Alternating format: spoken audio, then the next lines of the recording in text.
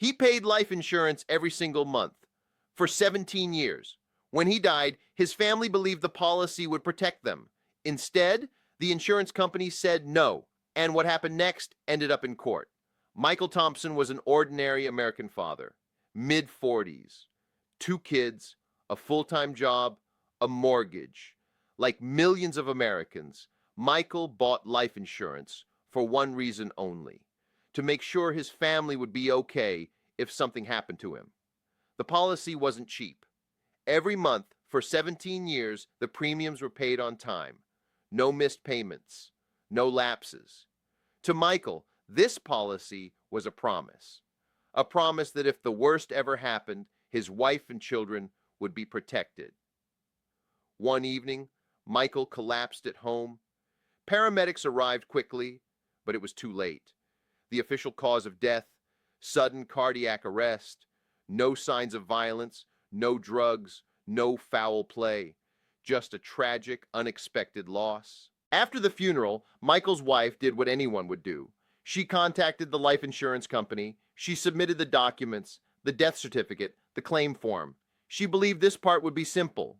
She was wrong. Several weeks later, a letter arrived. Not a check, not condolences, a denial. The insurance company stated that Michael had failed to disclose a pre-existing medical condition when he applied for the policy 17 years earlier. According to the insurer, this omission made the policy invalid.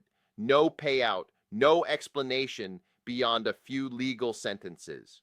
To Michael's family, this made no sense. He had passed medical exams. He had paid for nearly 2 decades. And now, after his death, the policy was suddenly invalid. This is where many Americans are shocked.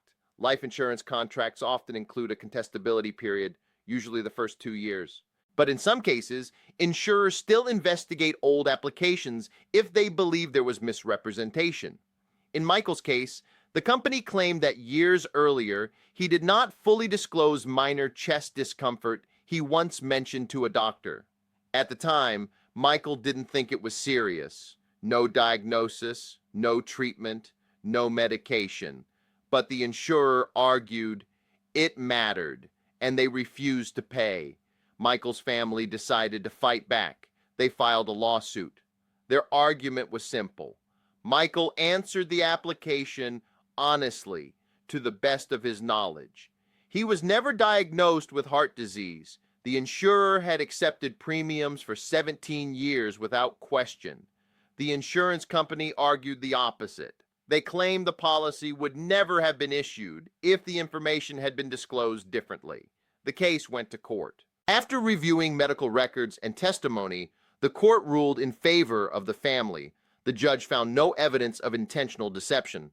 Michael did not knowingly lie, and the insurer could not prove otherwise.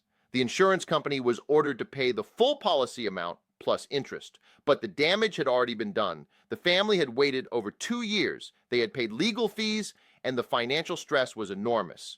This case isn't rare. Across the United States, families discover, too late, that insurance doesn't always work the way they expect. The lesson isn't that insurance is useless. The lesson is this: insurance companies investigate claims, not applications. The fine print matters more than the promise, and assumptions can cost everything. If you have life insurance, review your policy, ask questions, keep records, and never assume payment is guaranteed. Because for many families, the fight doesn't start when tragedy happens. It starts after. This content is for educational purposes only and does not constitute legal or insurance advice.